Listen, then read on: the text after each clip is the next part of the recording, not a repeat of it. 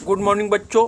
मैं शत्रुघ्न कुमार चौबे, संत Michael academy Bettiah छावनी का संस्कृत टीचर आप लोगों को आज 9वीं क्लास का संस्कृत किताब का चौथा पाठ कल्पतरु पढ़ाने जा रहा हूँ। इसके पहला पाठ मैं आप लोगों को पढ़ा दिया हूँ।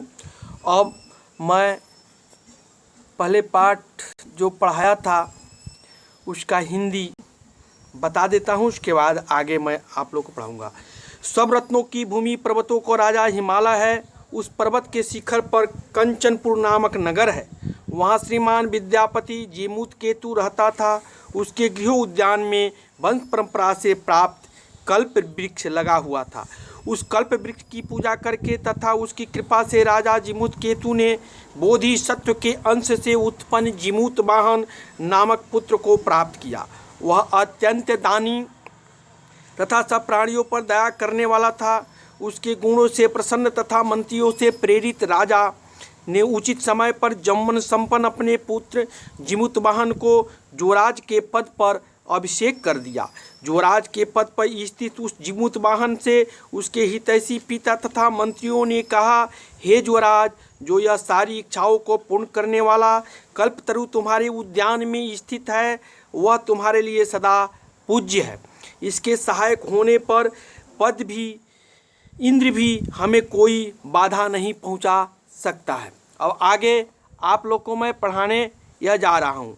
आक्रण्यई एतत् जीमूतवाहना अंतर चिंत्यत। ऐसा सुनकर जीमूतवाहन ने मन में सोचा, अहोवत ईदृशम अमर पादपम प्राप्यापि पूर्वै पुरुषै अस्माकं तादृशं फलं किमपि न साधितं किंतु केवलं कैश्चित् देव कृपणः कश्चित् अपि अर्थो अर्थिता।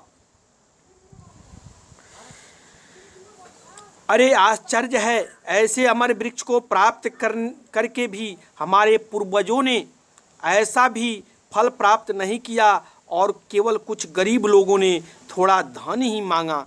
अतः तदत अस्मात् मनोरथ अभीष्टम साध्यामि। इसलिए मैं इस वृक्ष से अभीष्ट मनोरथ सिद्ध करता हूँ। इति एवमलोच्य स पितुरंतिकम आगच्छत। ऐसा सोचकर वह पिता के पास आकर सुखम आसीन पितरमेकांते नैवेद्यत। सुखपूर्वक बैठे हुए पिता से एकांत में निवेदन किया। तात त्वं तु जानासि एव वद अस्मिन् संसार सागरे आशरीरम इदम सर्वधनम विचिवच्य अलम एकः परोपकार एवस्मिन् संसारे नश्वर जो जुगंत पर्यंतम यश परस्योति। पिताजी, आप तो जानते ही हैं कि इस संसार सागर में शरीर सहित सारा धन लहरों के तरह चंचल है। इस संसार में एक परोपकार ही अनश्वर है। एक परोपकार ही अनश्वर है जो जुगल तक यश फैलाता है, जुग तक यश फैलाता है।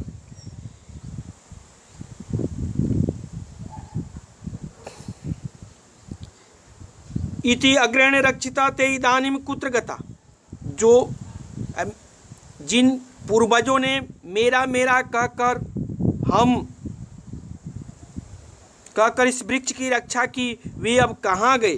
तेषाम कस्याम अस्वाकेति।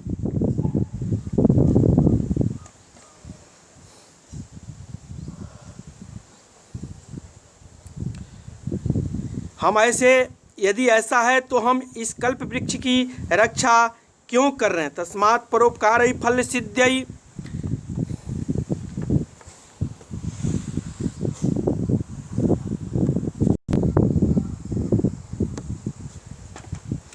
त्वदाज्ञया इमं कल्पादम आराध्यामि।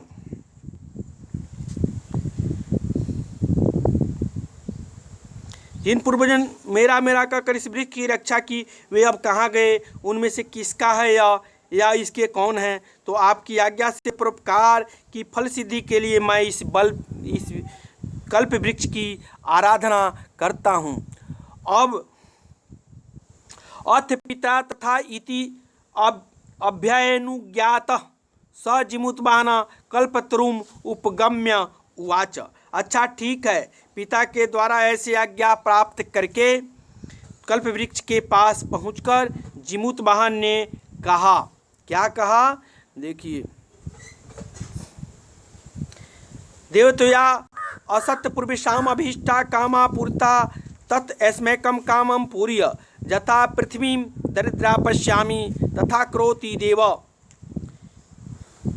हे देव, तुमने हमारे पूर्वजों को अभीष्ट इच्छाएं पूर्ण की है, तो मेरी एक इच्छा पूरी कर दो। आप पृथ्वी के निर्धन से रहित कर दो, हे कर दो देव। इति एवावादनी मुतवाहनेन त्यक्त्वया एषो अहम जतोयसि इति वाक् तस्मात् तरोरुदभूत। जिमुतवाहन कैसा कहते हैं, उस वृक्ष में से आवाज निकली, तुम्हारे द्वारा इस त्यागा हुआ मैं जा रहा हूँ। क्षणेन च सकल्पतरु दिव्यम समुपत्य भुवि तथा वसुनीव अवर्षत जथा न कोपि दुर्गम आसीत। उस कल्प वृक्ष ने क्षण भर में ही स्वर्ग, दिव्यम का अर्थ होता है स्वर्ग की ओर उड़कर पृथ्वी पर इतने धन की वर्षा की कि कोई भी निर्धन नहीं रहा। ततः तस्य जिमुतवाहनस्य सर्वजीवन अनुकंपया सर्वर्थ यश प्रथितम। सब प्राणियों पर दया करने से इस तरह उस जिमुतवाहन का यश सब जगह प्रसिद्ध हो गया, ऐसा सुना गया है।